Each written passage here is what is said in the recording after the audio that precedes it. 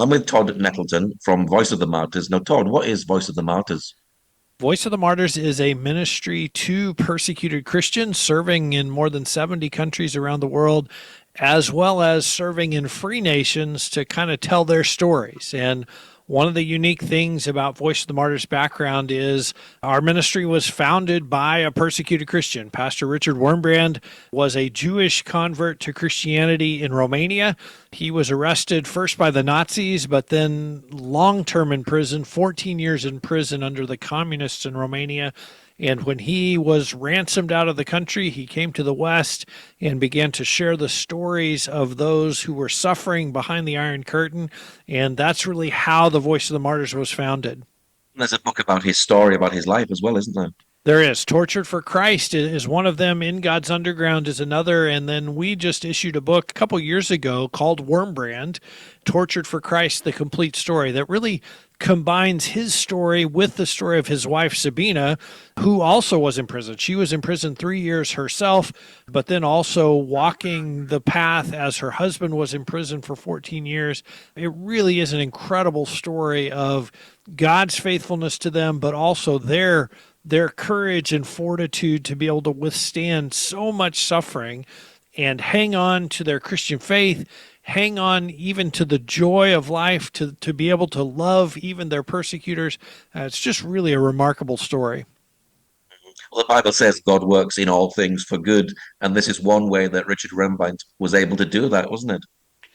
Yeah, he turned really a lot of suffering into amazing good. And the fact that we're now, almost 60 years later, Voice of the Martyrs is still doing good in all those countries around the world is really a testament to Richard's faithfulness, to his courage, and to the fact that God really planted this vision on his heart. In fact, he has written about the fact that while he was in solitary confinement for 3 years, one of the things that he kept his mind busy with was thinking about, okay, well, what could we do to serve people like me who were in prison?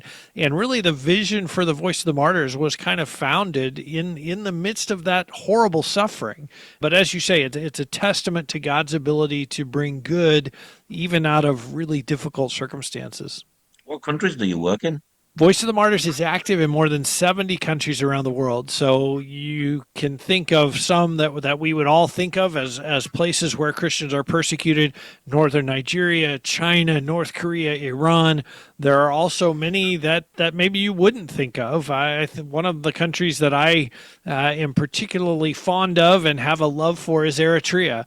And it's a country that, for a lot of Americans at least, they would have trouble finding Eritrea on a map. But it is a place where something around the neighborhood of 400 of our Christian brothers and sisters are in prison right now in Eritrea simply for following Christ. So our work really is wherever Christians are persecuted. And we go in with the idea of not sort of a menu of, hey, here's 10 things VOM does, which one would you like? But really our goal is to come alongside them and to serve them and to understand their ministry, understand their needs, and then be able to say, okay, hey, here's what we would like to do to help you. So it's very much our international ministry staff talk about being field driven. It is not driven from our office in Oklahoma. It is driven from being on the field, walking side by side with Christians who are suffering, and then understanding, okay, here's what their needs are. Now, how do we help meet those needs? Which is the most worrying country right now? That's a hard question to answer because there are so many places where Christians are suffering. I think Eritrea is one I mentioned earlier, that there are multiple pastors in Eritrea that have been in prison for 20 years. There are somewhere around 400 Christians in prison right now. Not a single one of those people has ever had a trial. They've never been even formally charged with a crime. They just got arrested. They disappeared into the Eritrean prison system. And for some of them, it's now been 20 years later. They still haven't been charged with a crime. They still haven't ever had a chance to defend themselves. They don't know how long they'll be in prison. I think that's one that is heartrending to me. It's like, it's one thing to have a 20-year sentence and then start counting down. Okay, I only have 19 years left. I only have 18 years left. To me, I think it would be much harder to just not know. Like, hey, I could be released tomorrow. or I could die in prison. And I don't know what to expect. I don't know what's going to happen. I think that would be very frustrating. When you talk about levels of violence, northern Nigeria right now is one of the most dangerous places to be a Christian as far as the level of attack, the level of violence. There are also places in northern Mozambique where you have a terrorist group that has pledged allegiance to ISIS, that is literally going village to village. They gather the villagers in the center of the village, and then they start asking one by one, are you a Christian or a Muslim? Are you a Christian or a Muslim? Are you a Christian or a Muslim? And you learn very quickly that there's only one answer that they're going to be happy with. And so Christians are losing their lives in northern Mozambique. And so, like I say, it's hard to say where's the hardest or where's the most pressing, because anywhere that our Christian brothers and sisters are suffering, our hearts are drawn there by the need to serve them, by the desire to stand with them and encourage them wherever they are that they are suffering. Now, you just recently been to the Middle East. Where were you at, and what were you doing there? I had the chance to visit the Middle East, and really when I go as part of our storytelling team, my goal is to sit down and hear the stories of Christians. And one of the things we were encouraged by is just to see how in some places in the Middle East, things are changing and it's becoming a little more acceptable to be a follower of Christ, or at least a little more open to the idea that people in that part of the world could be followers of Christ. And it's always interesting to see how God is at work. And one of the curious things is sometimes he uses terrible evil to show the contrast. And I think of ISIS. And we have seen ISIS spread across the Middle East. We have seen the level of violence that they are willing to participate in.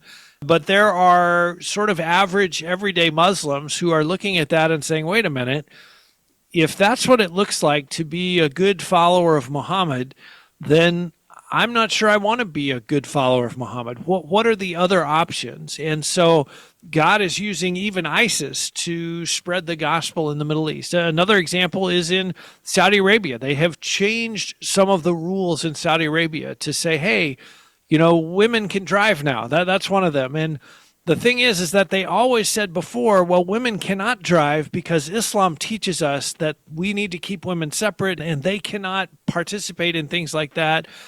And so the average Saudi citizen is looking at this and they're thinking like, well, wait a minute. If Islam said that women can't drive, but now they can drive, did Islam change or did our understanding change? Or it's just kind of putting questions in their mind that they are asking about Islam. And does it really say that? And is it really true? And that is helping the gospel to spread, even in a place like Saudi Arabia, that you wouldn't think of as a place where the gospel would spread.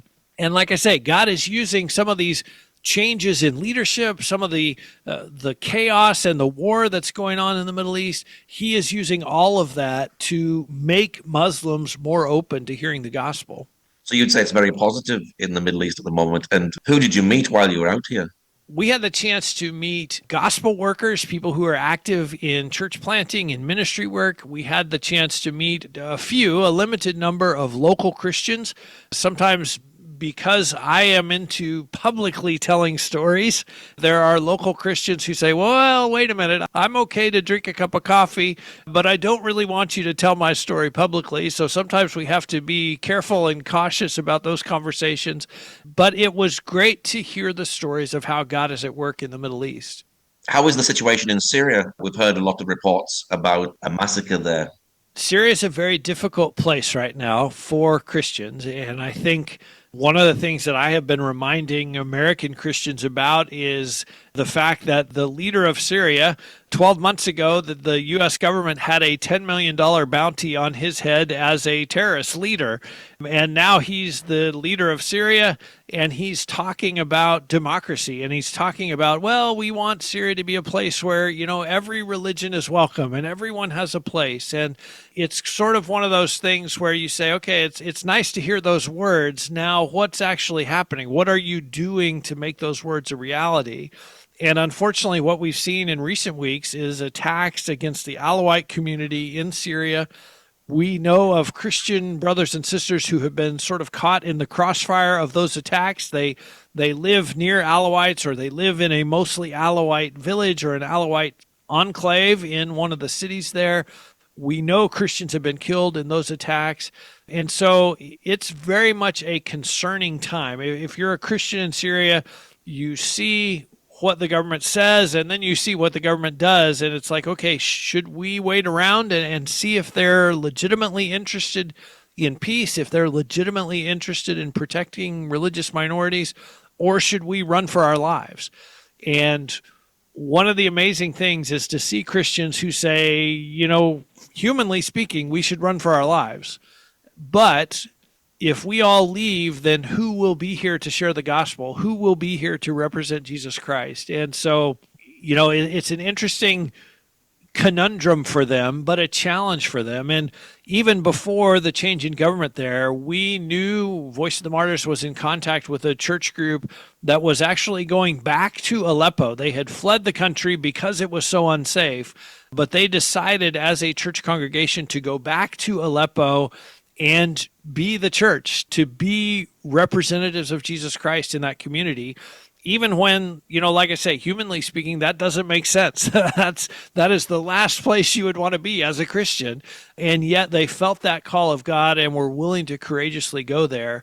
One of the things I had a Syrian Christian on Voice of the Martyrs Radio, which is our weekly podcast. And one of the things he reported is that pastors in Syria are hearing from the government in multiple parts of the country. The government is telling pastors, just wait. Once we get our feet on the ground, then we'll deal with the Christians. Then we'll deal with you. And so it's very much a concerning time to be a Christian in Syria. Wow. Now, it's obviously important to pray for the persecuted church. Do you encourage people to pray? And what resources do you provide to help people to pray? The first thing that persecuted Christians ask us to do is to pray for them. And so absolutely, Voice of the Martyrs is involved in encouraging and equipping people to pray. And we have numerous resources to help you do that.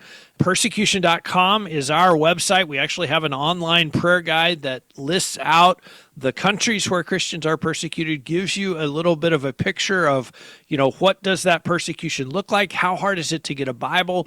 Who are the persecutors? Is it the government? Is it some terrorist group? Is it your own family members that are persecuting? It basically is a tool to help you pray effectively for Christians who are being persecuted. The other thing I would point people to is the VOM app. So if you have a smartphone or a tablet, you can download the VOM app wherever you get apps. And every single day of the year, there is a new prayer request that comes up in the app so that you can pray all year long for brothers and sisters who are facing persecution around the world. What sort of things Voice of the Martyrs are doing on the ground physically and practically to help the people? Our overseas work in the 70 plus countries where Christians are persecuted, it falls into three main areas. And one of those is what we call persecution response. And that is just like it sounds. If someone is persecuted, they need help. So if they are injured, they need to see a doctor. We can help with that. If their house is burned down, they need a place to stay. We will stand beside them and help them with that. So persecution response is the first area. The second area is Bibles. In hostile areas and restricted nations, it is very difficult for Christians to get their own copy of the Bible. We are trying to help alleviate that need. In fact, we talk about a Bible for every believer, with the belief that every Christian believer should have their own copy of God's Word. And we want to help make that a reality in hostile areas and restricted nations around the world. The third area that we work overseas is what we call frontline ministry. And I sometimes sort of half-jokingly call these pre-persecuted Christians, because they are gospel workers, they're pastors, they're church planters who are working in an area where Christians are persecuted. Maybe they haven't personally faced that yet, but they likely will. And so we are helping them with tools and training and encouragement to make their ministry as effective as possible in the time before they get persecuted, as well as to prepare them and to prepare their followers to face persecution without being defeated by it, to be able to face persecution victoriously and not let it stop their ministry. So that's sort of the three facets of our overseas ministry. And then here in the United States, in Free Nations, we are telling the stories of persecuted Christians to encourage the faith of Christians like you and I, who maybe we haven't been persecuted, but we certainly have challenges. We certainly will go through times of suffering in our lives. We can be encouraged. We can draw instruction from our brothers and sisters who are going through persecution. Have you been amazed by the stories that you hear? So many times I have been blown away. There's just been so many stories that have just so encouraged me. And I think of one, I was fairly new at Voice of the Martyrs, so it's been about 20 years ago now, and I went to interview a lady in China who had been released from prison just a few weeks before I was there. And she had been in prison for 6 months for hosting a house church meeting at her home. And so we sat down together, we kind of, drank tea and got to know each other a little bit. And then we started the interview, and I'm going to come back to America. I'm going to write a story for our Voice of the Martyrs magazine. I'm going to help tell her story. And so, if you're going to tell a story, first you need the setting. So let's get the setting. And so I said, Sister Tong, tell me about the prison. And what I'm thinking is, let's paint a picture. How big were the rats? How hard was the bed? How terrible was the food? Just kind of paint a picture of how miserable that 6 months in prison was. And my translator translates the question, and this older Chinese lady named Sister Tong gets a huge smile on her face. And she says something in Chinese, and the translator says, "Oh, yes, that was a wonderful time." And I looked at the translator because I thought, there's been a miscommunication here. Like nobody would ever describe a Chinese prison as a wonderful time. And I said, "Now, are you sure you understood I was asking about the prison?" Yes, I understood. And are you sure Sister Tong understood? Like, did she understand the question? Yes, she understood the question. And so I was like, Sister Tong, you got to tell me, how can you say that 6 months in prison was a wonderful time? And she went on to tell me, she said, Jesus was so close to me in that prison cell. He was right there with me every single day, all the time. I experienced his presence in a way that I don't experience it outside of prison. And she said, there were some ladies in the cell with me, and when I got there, they didn't know Jesus. And I got to be the one to introduce him to them. I got to be the one to lead them to Christ. So her basic thing was, Jesus was with me, and Jesus gave me a ministry to do. So, of course, that was a wonderful time. Why wouldn't it be a wonderful time? And I got to tell you, that messed with my brain. I could not fathom that anyone would ever say that being in prison in China was a wonderful time. And it has deeply impacted me. And even today, it impacts me 20 years later, just to think about whatever situation I'm in. Is Jesus with me? Yes, he says that he'll be with me always. Is there a ministry that he's giving me to do? Now, maybe it's not a ministry I want. Maybe I'm not in a place I want to be. But if I keep my eyes open and if I ask him to reveal it, will he show me that he has a ministry for me to do there? Yes, he likely will. So if Jesus is with me and if he gives me a ministry to do that, that's the definition of a wonderful time. I try to live with my eyes open to see that. And it all goes back to that conversation with Sister Tong now 20 plus years ago. Obviously, working in radio and working with Voice of the Martyrs, you must be hearing stories from all around the world.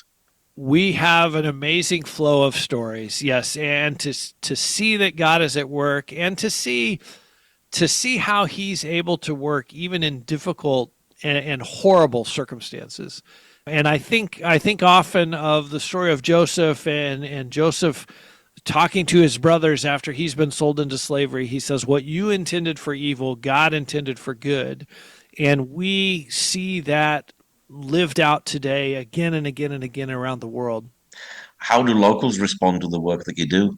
They are always thankful, and oftentimes it's fascinating. They are more thankful for the prayers and the fellowship than for the practical assistance.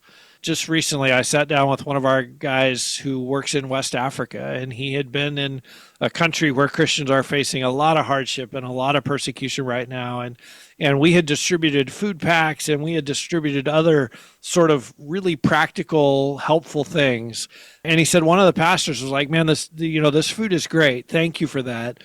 But even better is the fact that you're praying for us. Even better is the fact that you came to sit down and to see us and to greet us and to understand what we're going through. So that ministry of presence is such a real encouragement to people who are going through suffering. And then when we're able to say, hey, it's not just me that's here to see you, it is thousands of Christians back in America who are praying for you, who are aware of your situation. That linking up and joining hands within the body of Christ is such a powerful thing, and it's such a privilege for Voice of the Martyrs to be a part of that. Why do you do what you do?